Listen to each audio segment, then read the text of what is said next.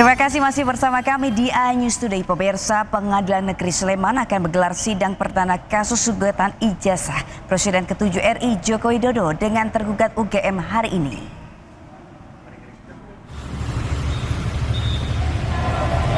Agenda sidang perdana akan menghadirkan penggugat yakni advokat asal Makassar Komarudin dan pihak tergugat dari Universitas Gadjah Mada.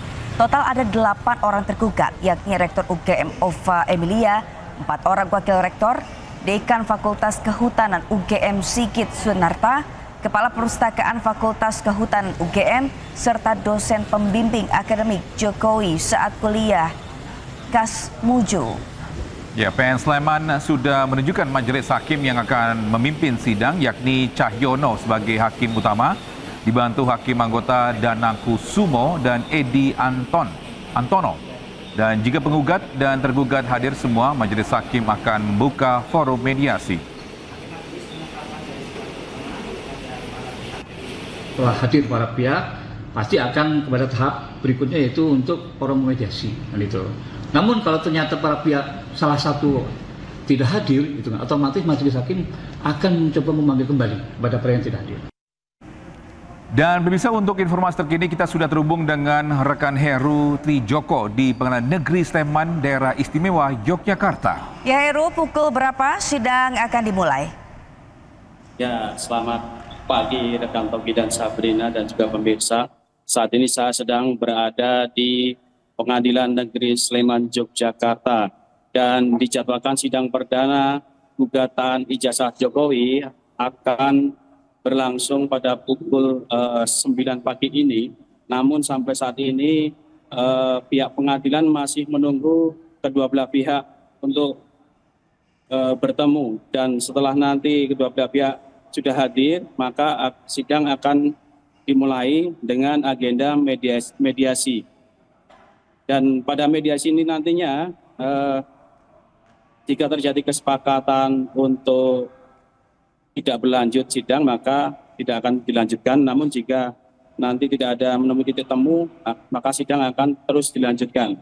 Dan saat ini juga pihak penggugat advokat asal Makassar yaitu Komarudin juga telah hadir, dan beberapa saat lalu kami juga telah berbincang kepada Komarudin, dan Komarudin menyatakan bahwasanya dia akan tetap bersikeras untuk melanjutkan sidang gugatan ijazah Jokowi ini, meskipun nanti ada proses mediasi yang akan difasilitasi oleh Pengadilan Negeri Sleman, Yogyakarta. Sementara dari pihak UGM sendiri, rencana juga akan diwakilkan oleh kuasa hukumnya, yaitu Dr. Arianto dan juga Arkom.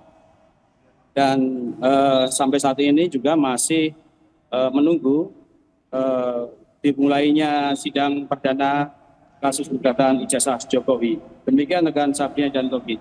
Baik, rekan Heru, untuk saat ini siapa saja yang sudah hadir atau datang atau yang akan datang untuk persidangan hari ini? Ya, beberapa saat lagi lalu penggugat yaitu advokat Komarudin asal Makassar sudah hadir. Juga ada beberapa advokat lainnya dari Jogja dan Solo yang rencana juga akan bergabung dengan tim kuasa hukumnya Komarudin. Sedangkan dari pihak UGM 15 menit lalu belum muncul, namun mereka menjanjikan memang akan hadir dengan diwakili oleh 2 orang, yaitu Dr. Arianto dan Arkom. Arkom sendiri akan menjadi kuasa hukumnya Kasmujo yang disebut-sebut selama ini sebagai dosen akademiknya Jokowi. Demikian. Baik, terima kasih rekan Heru Trijoko atas informasinya melaporkan langsung dari PN Sleman, Yogyakarta. Selamat bertugas kembali. Ya, pemirsa, sebelumnya rektor, wakil rektor hingga mantan dosen UGM Kasmujo digugat ke Pengadilan Negeri Sleman, Yogyakarta. Ya, penggugat menuntut UGM membayar 69 triliun rupiah karena dituding ikut membuat gaduh terkait dugaan ijazah palsu Jokowi.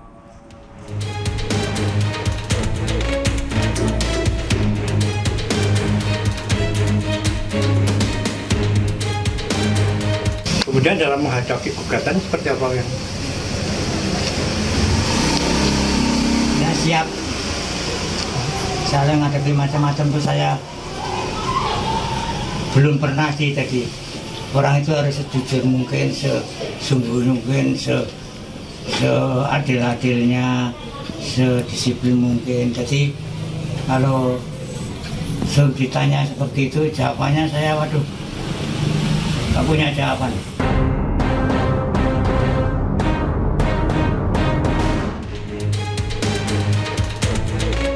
Rektor, Wakil Rektor, Dekan Fakultas Kehutanan UGM, Kepala Perpustakaan, hingga mantan dosen UGM Kasmujo digugat ke Pengadilan Negeri Sleman, Yogyakarta.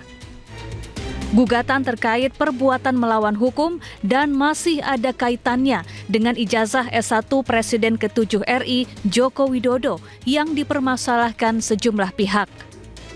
Penggugat atas nama Komarudin menggugat kampus UGM senilai 69 triliun rupiah. Komarudin menilai gara-gara ijazah Jokowi dituding palsu, terjadi kegaduhan di masyarakat.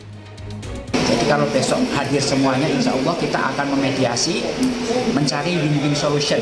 Apakah yang sebaiknya terhadap penanganan perkara tersebut. Jadi nanti akan dituangkan ya tanggal 22 itu.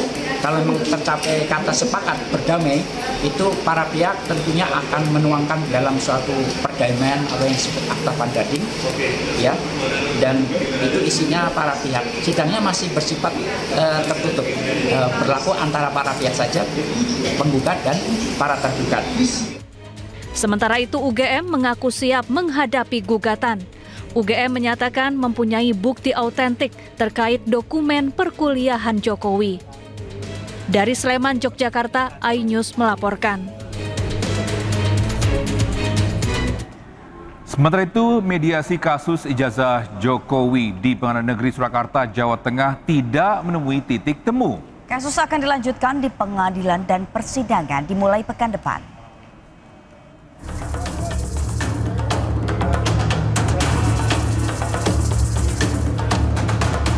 Mediasi kasus dugaan ijazah palsu Presiden ke-7 RI Joko Widodo di Pengadilan Negeri Surakarta tidak menemui titik temu.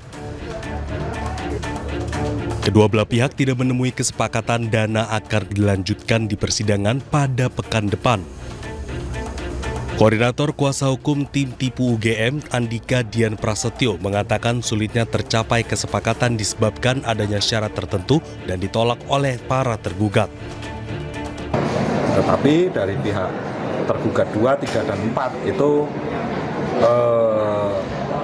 saya boleh katakan tidak mau untuk membuka data itu di proses mediasi. Maka dari itu ya sudah, berarti bisa dikatakan hari ini kita belum, antara pihak penggugat dan tergugat itu belum bisa menemukan kesepakatan perdamaian.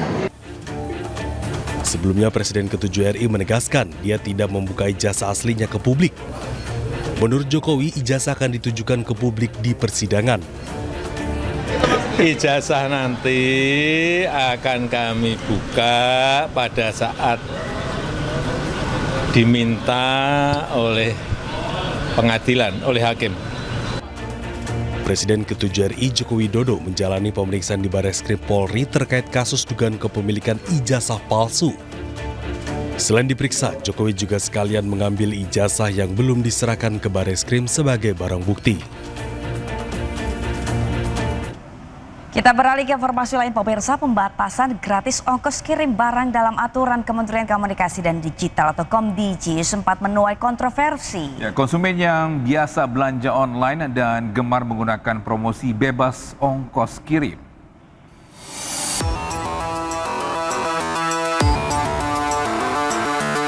Minat masyarakat untuk belanja online di marketplace atau e-commerce masih menunjukkan peningkatan seiring dengan kian canggihnya alat komunikasi. Berbagai kemudahan memilih barang yang disukai, kemudian tinggal klik dan menanti kiriman datang, sudah menjadi realita kehidupan sehari-hari masyarakat sekarang. Apalagi jika ada promo gratis ongkos kirim. Namun di balik promo gratis ongkos kirim, ada beban yang harus ditanggung sejumlah pihak, seperti perusahaan dan pekerja jasa pengiriman. Kementerian Komunikasi dan Digital berupaya untuk memberikan perlindungan dengan pemberlakuan peraturan menteri.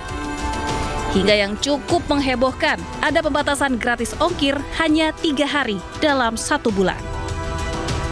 Dari kita nih sebagai sisi konsumen kan biasanya kan paling enak memang klik yang gratis ongkir, tapi dari sisi pengusahanya mungkin itu bagian dari promosi. Kita juga sebagai regulator sini juga harus hadir untuk melindungi juga teman-teman yang menjadi kurir. Kadang-kadang promosi dijadikan satu sarana berlebihan untuk mengattract, tapi ya kita juga harus lindungi teman-teman jadi kurir. Kalau kita lihat teman-teman yang sekarang jadi mitra kurir di jalan kan banyak sekali yang mengeluhkan bahwa promo-promo itu kadang dibebankan juga kepada mereka. Nah, kita ingatkan kepada para penyelenggara untuk jangan lakukan itu gitu loh. Kita harus fair juga terhadap teman-teman yang bekerja gitu. Usai timbul kehebohan, Komdigi mengklarifikasi bahwa permen ini tidak mengatur atau membatasi promosi gratis yang dilakukan e-commerce, melainkan mengatur pemberian potongan harga ongkos kirim oleh perusahaan kurir. Dari Jakarta, Muharlin, iNews melaporkan. Ya, gratis ongkir dibatasi. Benarkah rakyat merugi? Ya. Dan berikut sejumlah tanggapan terkait permen Komdigi yang mengatur pembatasan gratis ongkir belanja online. Jarang beli online sih, tapi sebagai masyarakat awam kayaknya itu cukup merugikan banyak pihak sih, terutama UMKM ya, entah itu produsen atau UMKM yang sifatnya masih UMKM, karena orang-orang jadi akan lebih mengurangi intensitasnya untuk membeli. Sebagai masyarakat ya rugi sih Kak. Soalnya kan kita sering belanja tuh setiap hari. Ya nggak setiap hari sih. Ya rugilah gratis ongkir. Pendapat pribadi sih rugi ya. Karena kan biasanya kita belanja mikirnya karena ongkirnya murah ya belanja terus ya. Kalau kayak gitu sih jatuhnya jadi kayak agak males gitu kan. Pemirsa, jutaan barang impor dari Cina berhasil disita Kementerian Perdagangan. Ya, barang impor dianggap merugikan industri lokal dan konsumen. Ya, barang-barang impor yang diimpor dari China ini kebanyakan untuk keperluan rumah tangga seperti pengisap debu, gunting, NCB listrik, gerinda, dan bor listrik senilai belasan miliar rupiah. Barang-barang ini dianggap menyalahi aturan standar nasional dan keselamatan konsumen. Pengungkapan barang impor ini terungkap saat distributor memasarkannya lewat akun TikTok.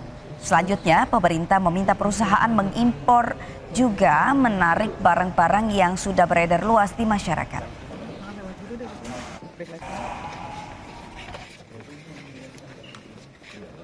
Khususnya di platform TikTok yang menampilkan promosi dan aktivitas distribusi produk impor secara daring, dan setelah dilakukan pengamatan informasi dari masyarakat dan KL teknis terkait, akhirnya kita berhasil melakukan pengawasan dan penyitaan untuk barang-barang impor dari Cina yang tidak sesuai dengan ketentuan yang berlaku.